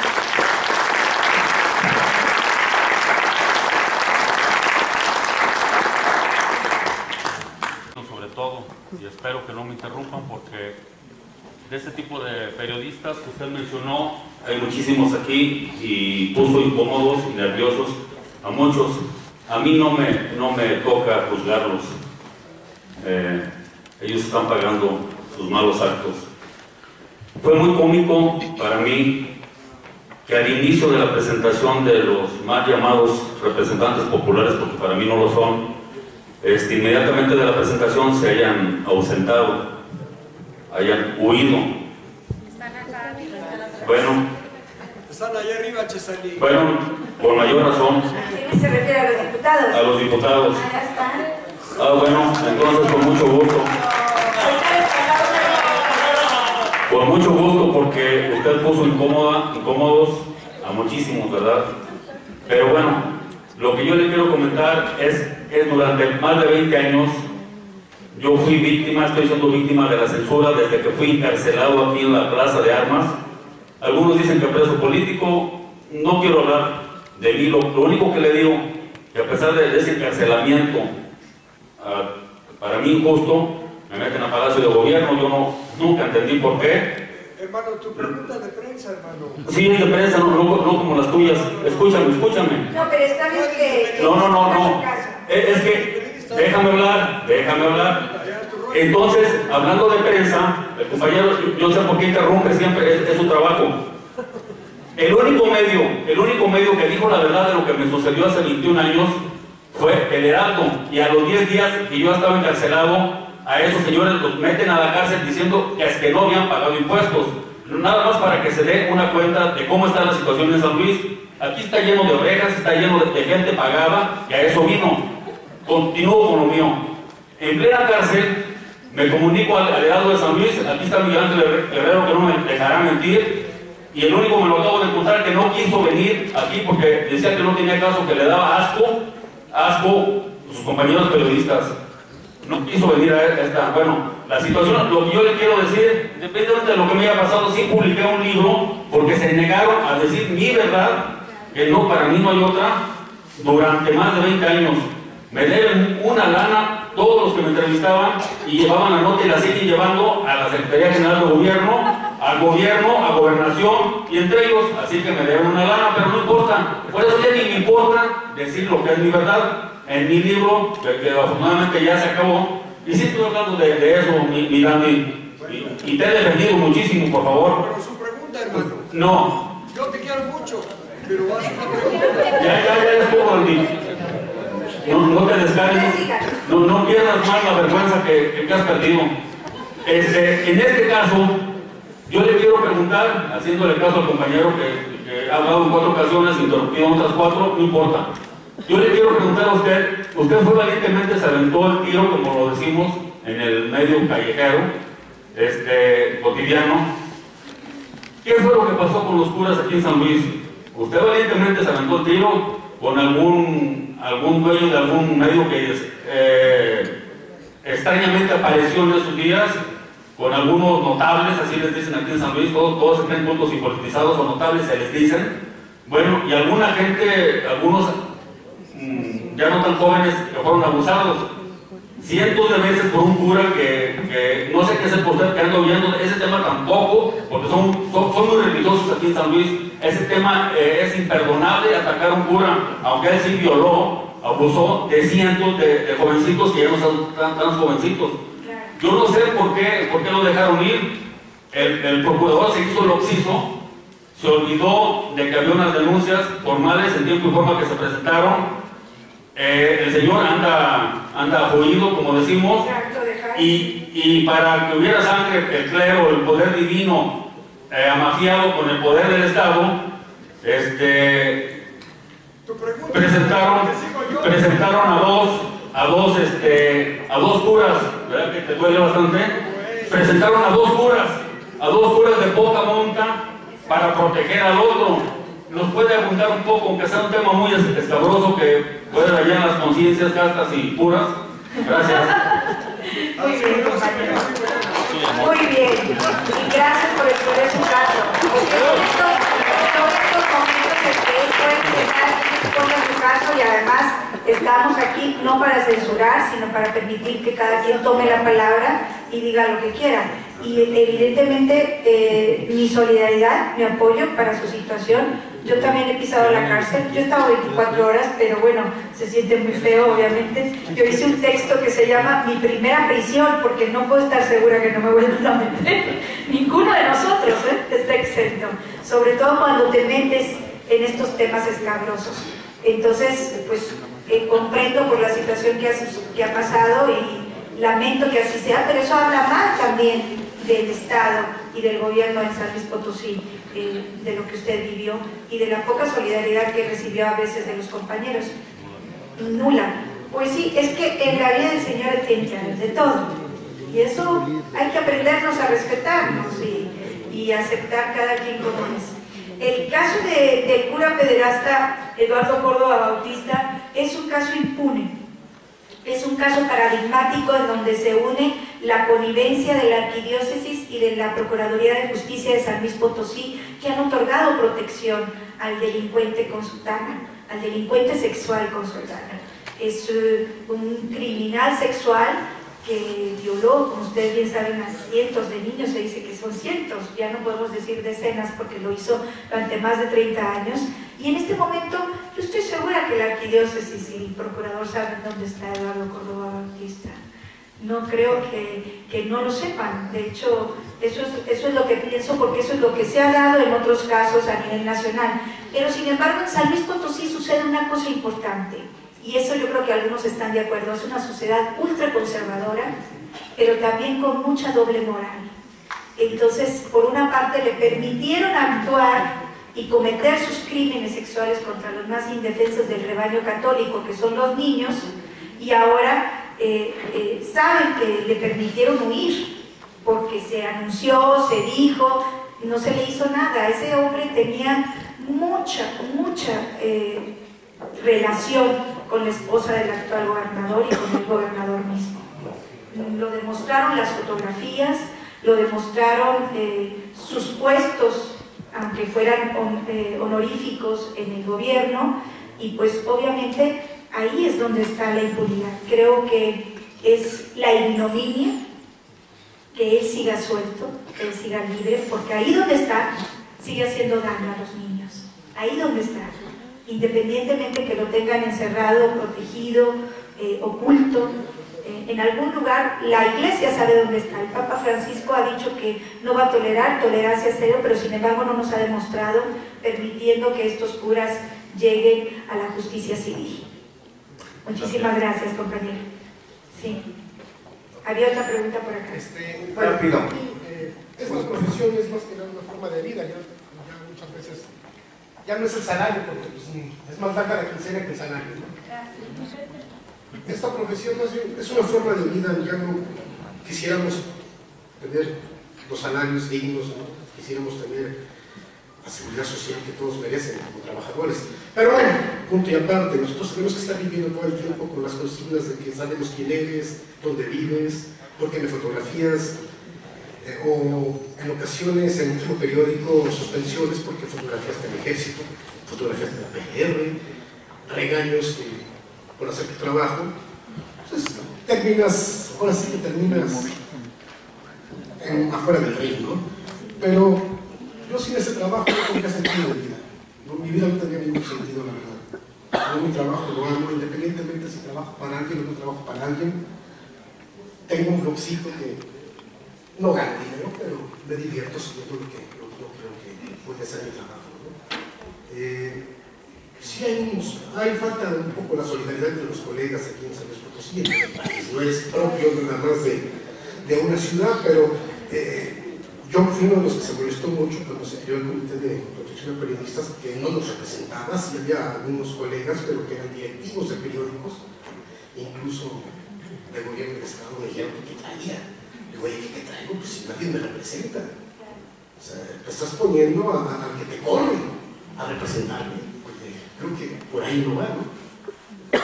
Ese trabajo da muchas satisfacciones, da gusto ver la vida por este trabajo, de verdad. Y gracias por venir a charlar con nosotros, mi querida Samara, bienvenida. Gracias, y gracias por tu comentario. Yo creo que muchos de nosotros lo compartimos, es una misión de vida. Y lo del comité, yo sí me gustaría pasarle el micrófono al diputado Godoy para que nos explique si ese comité puede cambiar en un momento dado. ¿Usted qué piensa? Aquí tiene una pregunta. Una pregunta. Ah, sí. Sí, miren, estamos perdiendo una gran oportunidad de una compatriota valiente, de veras, para esto. Respecto a las muertes de los periodistas, y sobre todo los homicidios de Estado, que ya son muchos, desde Colosio y ahora con la playa y Ayotzinapa. Toda esta gente, todos esos millones de gentes y los acólitos de los medios de comunicación que dicen que no es una muerte de Estado, que no son homicidios de Estado, es peor, porque entonces hay un Estado por encima de otro Estado, y eso está más grave que está pasando en nuestro país. Muchas gracias, felicidades. Gracias a ti, pero mira, te voy a poner un ejemplo. ¿Cuántos gobernadores se les ha acusado de matar periodistas? No hay ni uno. Y hay suficientes elementos en el pasado para enjuiciar a algún que otro gobernador por mandar a asesinar a periodistas. Lo sabemos. Y ahí está la impunidad. Entonces, que el Estado intente ocultar los crímenes de Estado, esa es su chamba. De hecho, la PGR y el procurador Murillo Karam, esa es su nueva misión, decir que todo, ya tiene 97 detenidos, decir que todo se debió al crimen organizado, y al PRD, que es el que gobernaba en Guerrero. Bueno, exhibe también la podredumbre del PRD en Guerrero, pero exhibe también la podredumbre del Estado, es decir, ese Estado que sencillamente es corrupto y que intenta ocultar la realidad. Esa es su chamba. Y además Murillo Karam dice que ya se cansó, ¿no? Ya se cansó y le da hueva abrir las fosas comunes. Ya dice, si encuentran a alguien que no sea sus hijos, ahí lo regresan, ¿no? Como la caricatura de uno de los moneros de la jornada, de Antonio Helguera, que es buenísima, porque refleja claramente la posición que tiene finalmente el Estado. Esa es su tarea, y su tarea sobre todo es proteger al ejército. La Clara es un crimen de Estado, es un fusilamiento. ¿A quién le queda duda de eso? Ahí están los testimonios, ahí están las amenazas a los testigos, ahí está lo que vimos, la sangre en la pared, las armas sembradas de esos chicos con guaraches, que vemos cómo están colocados estratégicamente para aparentemente decir que fue un enfrentamiento. Casualmente en México los enfrentamientos con el ejército siempre terminan con la muerte de los presuntos sicarios, y ni un solo militar, ni siquiera herido. Pues esos no son enfrentamientos. Los hechos demuestran que son masacres. Digo, no nos traten como personas que no pensamos, ¿no? Entonces, esa es su chamba, y nuestra chamba es la contraria. Nuestro trabajo es demostrar que cuando hay pruebas, cuando hay testimonios, cuando hay argumentación fidedigna, rigurosa, demostrar que fue el Estado. Y en Ayotzinapa, yo creo que la opinión pública lo tiene claro, aunque estén los aplaudidores y los opinólogos y la prensa vendida diciendo que no, porque ahorita esa es la línea. Decir que cómo es posible que el ejército, que todas son teorías de la conspiración, que ya déjenlos descansar, que pobrecitos, que ya se acabó, que ya se olvide. No podemos. Si nosotros nos sometemos al arbitrio del gobierno, estamos traicionando nuestro deber como periodistas. No perdamos ese ímpetu de la búsqueda de la verdad nunca, porque cuando lo perdamos, habremos perdido nuestra vocación y nuestra misión de ser periodistas. Esa es nuestra base. Que no se nos olvide, por favor. ¿Vale? Y luego, bueno, lo que yo decía, ¿verdad? Que si usted... hay varios compañeros que han dicho y han expresado de alguna manera la inquietud de si ese consejo integrado para la investigación de delitos contra periodistas puede cambiar, diputado Eugenio Gobea. ¿Cómo ve? Puede haber representación reporteril. Ahí me llevan un micrófono para ver qué nos dicen. O foros regionales también, por ejemplo, allá, como usted dice, ¿no? Que es otra realidad completamente. En el sur, en el centro. Yo espero que sí, y creo específicamente que el gremio debe de organizarse para precisamente empujar que se haga se cambie pues la integración actualmente como está, pero evidentemente a mi juicio parte en primer lugar de la fuerza con que el gremio de periodistas en San Luis Potosí pueda empujar esta opción para que suceda. Pero usted cree que entonces lo que necesita es organizarse el gremio. ¿No pueden presentar ustedes ya una alternativa, un proyecto para cambiar eso? ¿Alguien se puede organizar? ¿Alguien puede tomar el liderazgo de ustedes?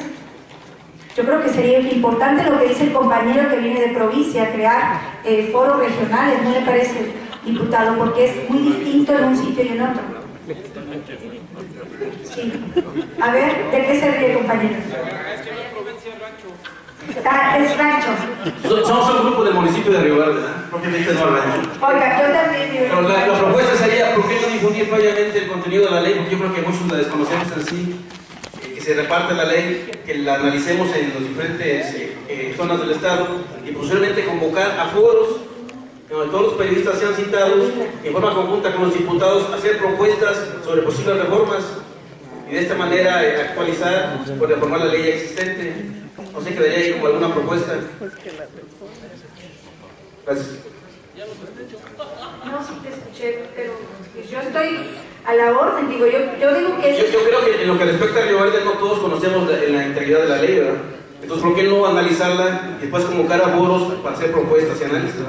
Claro, eso es una actividad que se puede hacer con la Casa de los Periodistas, con periodistas diversos también de aquí o de otros estados, para hacer un foro y dar que todos los compañeros se den un clavado en la ley, sepan qué garantías, a las garantías que pueden acceder a los beneficios y las obligaciones que están representadas en esa ley, ¿no? Yo creo que sí hay que conocerla. Yo creo que esa es una tarea que nos corresponde a cada uno de nosotros en nuestra casa, en nuestro trabajo, ir metiéndonos en la ley, leyéndola, para después proponer cambios o bien fundamentar, sí, la creación de esos foros regionales, como bien decías.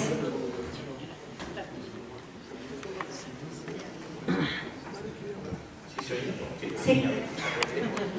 Bueno, pero sería importante también, los que están de comunicación social aquí en el Congreso del Estado, ellos pueden llevar el trabajo, ¿no? Porque digo, los diputados ya se van, igual ya no les interesa tanto darnos esa difusión, pero los que siempre han estado aquí, pues nomás dan vueltas en el Congreso del Estado. Vienen más diputados y nomás cambian Chuy u otras personas, porque ellos no son los encargados junto con el colegio. Oye, pues yo veo al diputado Gobea muy comprometido, ¿no? Usted antes de que se vaya, ¿se compromete a que esto cambie o no? Pero es que Gobea fue a Río Verde y nos dijo una cosa y ya a la hora de venir, ya hablé yo con la gente de él, no me acuerdo qué nombre, y no, ¿sabes qué? Es que el diputado Gobea dice que él no comentó eso. No los van a poder llevar al Congreso. Ah, bueno, nosotros nos movemos solos, vamos. No, pero... varias cosas que dice, después como que reculan. Y pues, entonces, aquí estamos jugando, ¿no? Y como ya se van, yo creo que no les da tanto interés. Ellos quieren seguir buscando lo que es el hueso político, seguir en otro puesto, y pues nosotros aquí nos quedamos. Yo lo que propongo es que se haga una comisión integrada por un representante, pues eso, de cada zona, para que se reúna con el diputado y en petit comité 5, 6, 8 compañeros que hablen con él y puedan establecer una agenda de trabajo, ¿no? ¿Usted qué piensa? Bueno, en descargo, yo me comprometí a pagarte la noche de habitación el día de hoy. Que me sé qué compromisos tengas, pero también has solicitado aquí a Comunicación Social, llegaste desde antier y también has solicitado los apoyos. Entonces, tenemos que ser serios en este tema, ¿no? Y a mí me parece que el esfuerzo que está haciendo el Congreso del Estado como institución, y en nuestro caso, pues son muy respetuosos de la opinión de todos, pero me parece que no se vale decir mentiras. Y por mi parte, no te preocupes, por el apoyo lo tienes incondicionalmente. No, pero también con lo de la ley. La ley está en la página de internet del Congreso y con todo gusto ahí la puedes acceder. Todo el Estado, con todos los compañeros, que usted se comprometa a mandarla en no sé qué un mes. Tiene mucha gente a esperar. Repito, la ley a que hace referencia está en la página de internet del Congreso. Solamente necesitas acceder y ahí la vas a encontrar. Gracias. Ok. A ver, todavía tenemos tiempo, ¿verdad? Acá hay otra y ahorita le pasamos el micrófono. David Flores de Ciudad Valles.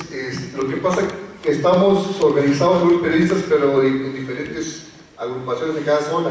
Me decía Gerardo Almendares que ellos tenían presencia en Altiplano, en Río Verde, y que nos invitaban nosotros a incorporarnos con ellos al colegio para enfrentarnos a poner representantes de cada zona. Yo apenas estamos platicando en eso ahorita, de hecho terminando la idea de platicar y ponernos de acuerdo, de reunirnos, porque cada quien habla.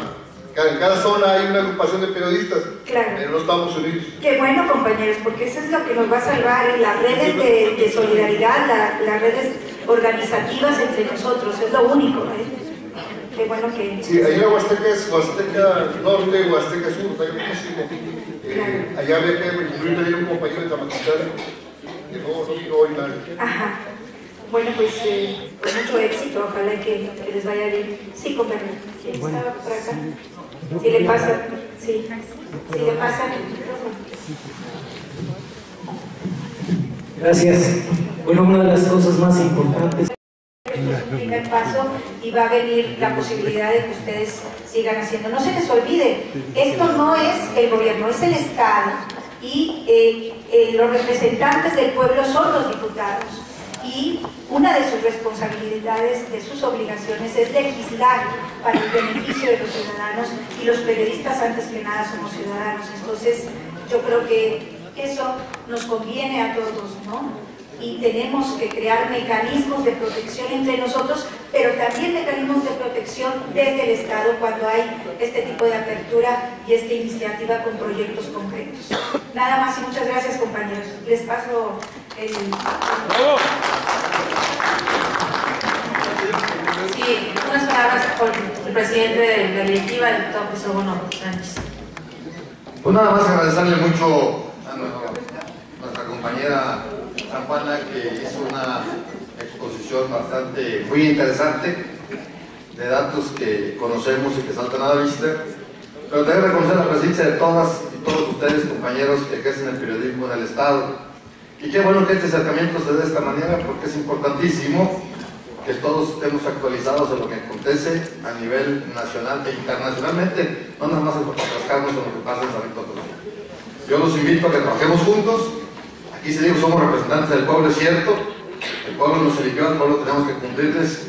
Naturalmente que, bueno, jugamos un papel a veces un poco difícil, porque estamos en los ojos de toda la ciudadanía, y a veces decimos que tampoco somos moneditas y oro más. Sin embargo, hacemos el esfuerzo, decirles que en la reunión de la COPECOL de hace 2 años, San Luis Potosí fue el primer congreso que impulsó y aprobó la ley de la defensa del periodista. No quiere decir que sea una ley acotada, como se propuso ya por el compañero de Río Verde. Podríamos hacer el esfuerzo en estos últimos meses que nos quedan de poder hacer algunas modificaciones si se diera el caso, y con todo gusto lo haríamos, como también el propio reglamento interno de la propia ley, ¿no?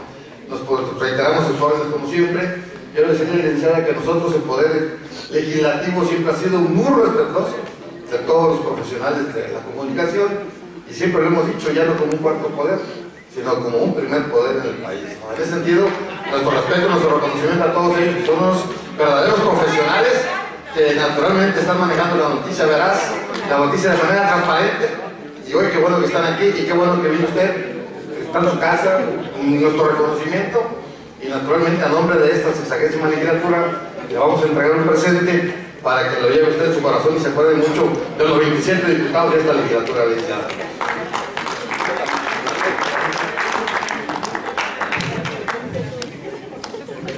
Bueno, así concluimos con este evento.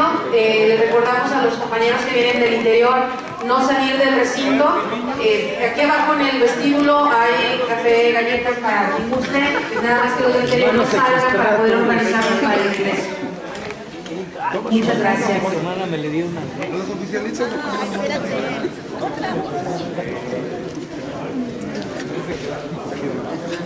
Yo sí soy bien.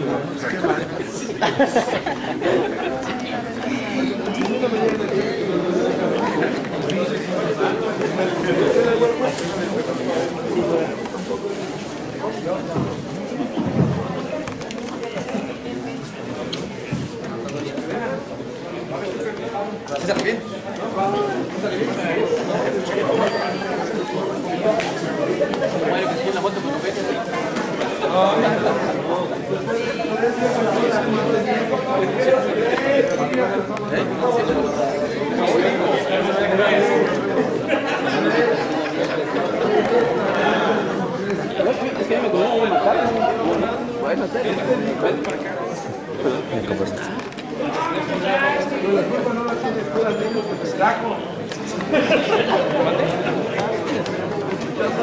Estamos aquí, güey.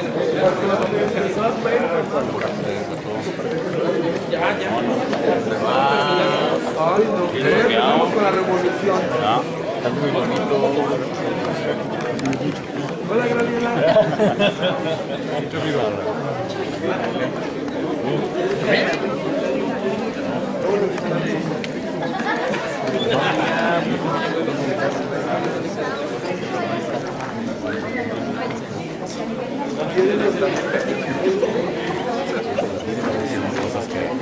Mañana todavía no alcanza. Mañana se lo va a pasar.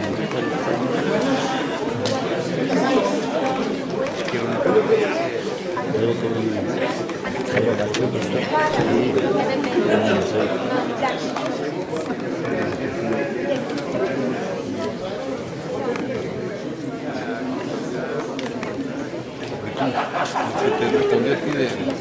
¿No grabamos? ¿Cómo son? Bien, bien, bien.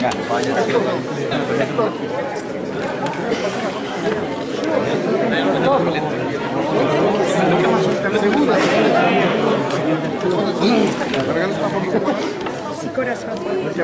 A ver, sonriendo, por favor. Para pensar que el país está muy bien. ¿Sí, Candela? Gracias a ti.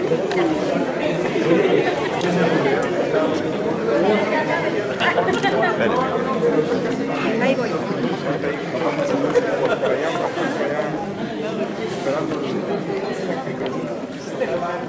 Me bajé. ¿Ya? ¿Se van a quedar? Ahí voy. Compañero. Gracias, ¿Qué yo? La voy a quedar. A ver, preséntalo.